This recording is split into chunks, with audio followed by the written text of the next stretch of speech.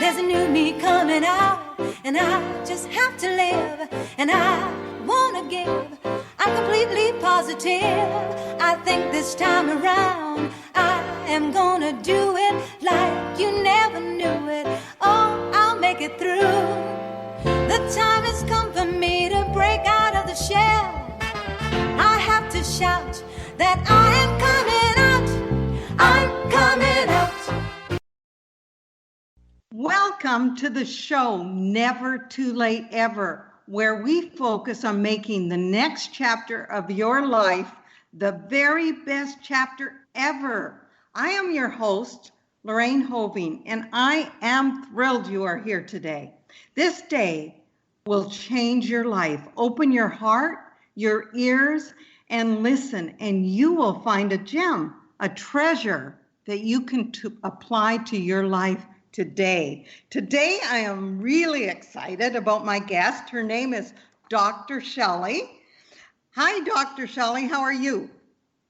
I'm doing great, Lorraine. How are you doing? Good, good. Well, I'm so happy that you're here. Let me tell you a little bit about her, and then we'll dive right in. Dr. Shelly is a natural health educator specializing in women's vitality and well-being. She is a researcher and a multi-published author, holds a degree in biology, and achieved a doctorate, which I think is amazing, in education and leadership studies at age 50, with her area of doctoral research focused on women leaders over the age of 65. She has been a birth doula and a grief counselor and understands women's issues from pregnancy and birth to vital aging and loss.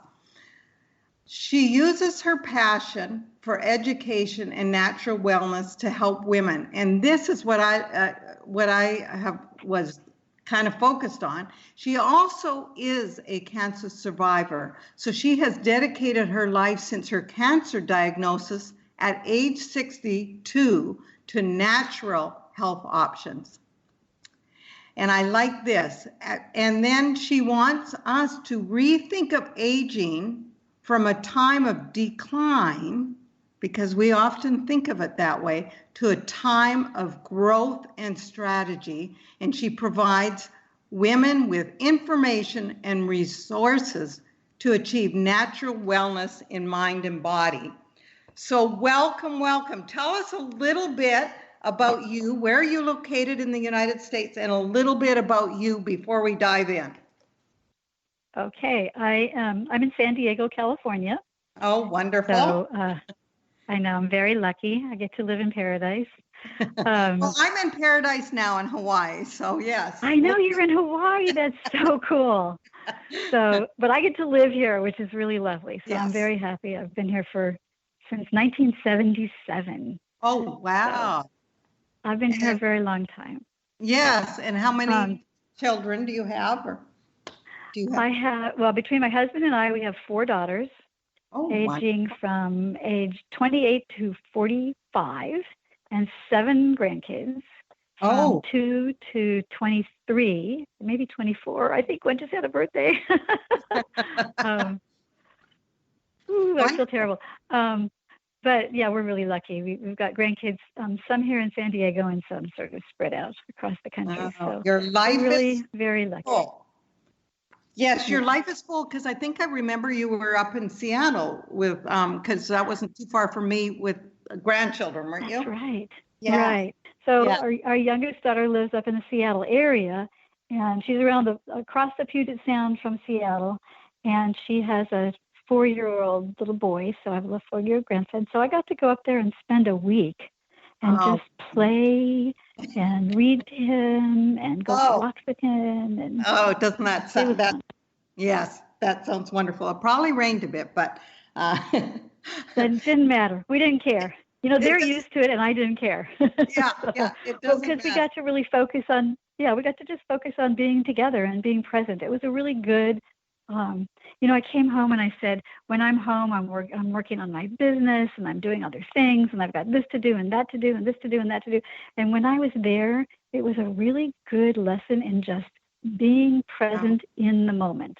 Right. And it was very, was healing. It was really healing for me, and it made me, just prior to the things that are going on in our country right now, it made me really stop to think about, what do I really do with my time, my body, my brain, my mind, all that, and how can I really be more balanced? Right. And I teach Right. that, but how can I really be balanced by being present? I think children and animals often are our greatest teachers because they live Absolutely. in the now. And oftentimes, Absolutely. especially, we're both entrepreneurs. So oftentimes we're thinking, well, down the road and what am I going to do here? And we're so, like, I'm type A, that we have a hard time coming down. And so your grandchild allowed you to come down and be in the present now. And I think that's just a wonderful lesson to carry on. So yes, it was really quite a gift, yeah, it is a Because gift. I think if I had thought about that before, like, I'm going to spend a week and I'm not going to do any business and I'm not going to do, all those things that I think I have to do every single day, I would have been a little nervous about it. Maybe, am I going to be bored? Am I going to be whatever? But it was so wonderful just to be there. Right. And right. to read a book and with him and not be thinking about, what else should I be doing? Just to be present. Yeah, I get it, because that's what I'm constantly thinking. What's next? What's next? And I think with this virus too, it has helped us all slow down just a bit to realize that this day is a blessing. This day right here, absolutely. Our conversation right now is a blessing because we're here and we're present. So today you entitled our little talk and our little time together, Wellness from Within. So tell us a little bit what you mean about wellness from within. And then I wouldn't mind, later getting into your story of cancer, because apparently you had that at 65, or was it 62? 62. 62. Yeah. So I'm 68 right now. I just turned 68 this month. You know what? So, I've seen photos of you and you don't look a day older than 50. So that's wonderful. So you're doing. I remember when Gloria Steinem turned 50 and somebody said to her, "Oh, you don't look 50." And her response was, "This is what 50 looks like." So it's like, this is what 68 looks like. So, right. So wellness from within. So you're doing something right. So tell us a little bit about that, and then your cancer diagnosis, because oftentimes there's women and men out there that have had a diagnosis. So let's give them some hope. Yeah. Okay, certainly. So wellness from within, because I think it starts in our mind. I think our wellness starts in our mind because we make a decision to be well, to be healthy. That doesn't mean that we just forget everything. It means that we are aware of everything. So that means because I've decided that I will be well from within, I'm going to take care of my body. I'm going to take care of my mind. I'm going to take care of all of the foundational things for my health. So when I do my coaching and my teaching, I talk about the 4 pillars of wellness. So there's nutrition, and there's how you move your body, and how you handle stress and sleep, and how you detoxify. But all that has to start with a decision that you're going to do that, and that it's okay to do all those things and to take those steps regardless of how old you are. That's like part of how it starts from within, is to sort of get rid of the idea of, oh, I'm 68. This should be happening to me. I should be feeling, aches and pains or whatever. To not do that. In fact, it's funny because when with the virus thing, and they were talking about, the elderly, and I was reading about somebody who was 69. I went, oh, that seems old. And then I went, oh no, you're 68. That's not old. So, and I don't think of myself that way. Yeah, I think that's very true. Sometimes when we age, we resign ourselves to the fact, oh, well, this is just the way it is. And I went to my trainer one day and I said, well, does everybody end up shrinking as they get older? And she says, no. Yeah. What happens is gravity happens, and we tend, as we get older, and I notice with me, we'll give into our pains and our posture, and we'll just kind of let it go. She said it doesn't have to be that way. We can preserve in a much better way. And so often you're right. We'll just say, well, that's just the way it is because I'm old.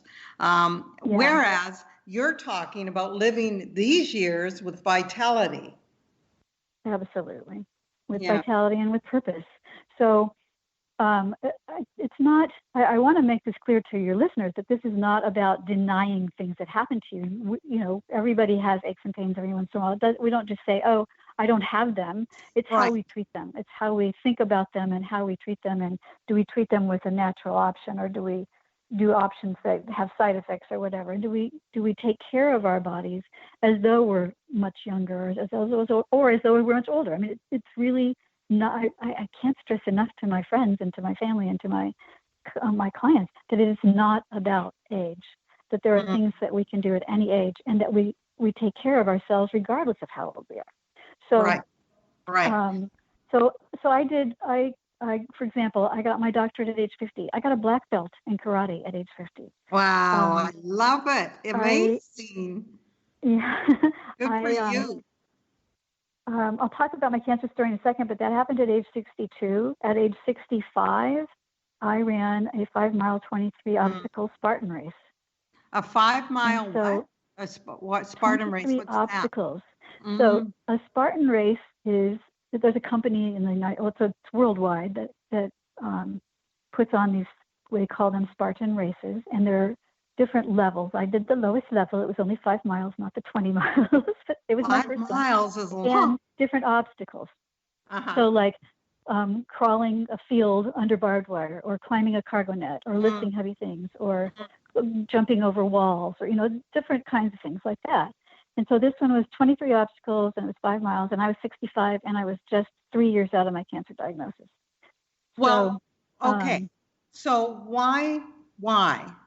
Because people are going, well, you didn't have to. Why did you do that? Tell us what your mental state was.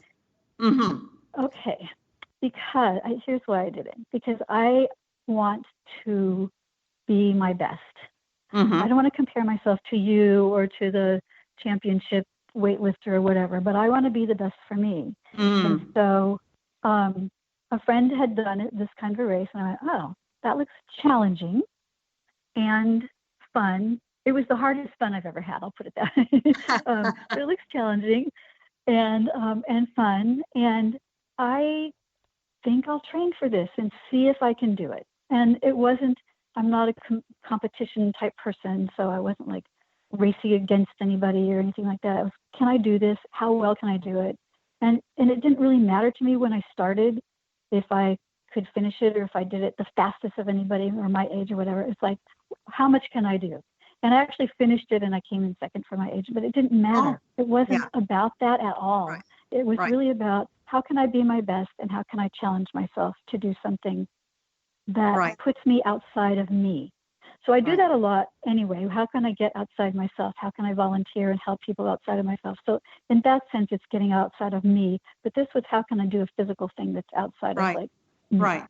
Because I know that there'll be, it was fun. Yeah, I know there'll be people saying, well, you're 65. Why do that? There was something driving you. Because that's pretty amazing, because you don't have to, right? No, you don't have to do that. I didn't have to do that. Yeah. But I'm a mover.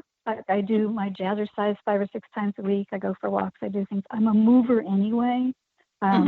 Partly I probably have a little bit of ADD, and I just need to sort of get out and move my body around. But partly because I think I've always been the kind of person that challenged myself. Okay, what can we do next? What's the next goal? I think it's important to have different goals in different areas of our lives. And that was like, okay, what's my physical goal for this year? Okay, I think I'll try this one. Yeah, that's pretty amazing. Were you sore after? You know what? I was a little bit, but I trained for it. I mean, I do believe in training and practice. So I really trained for it.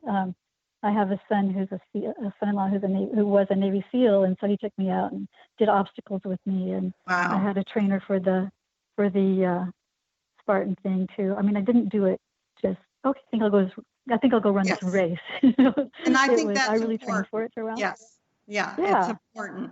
So, Yep. you were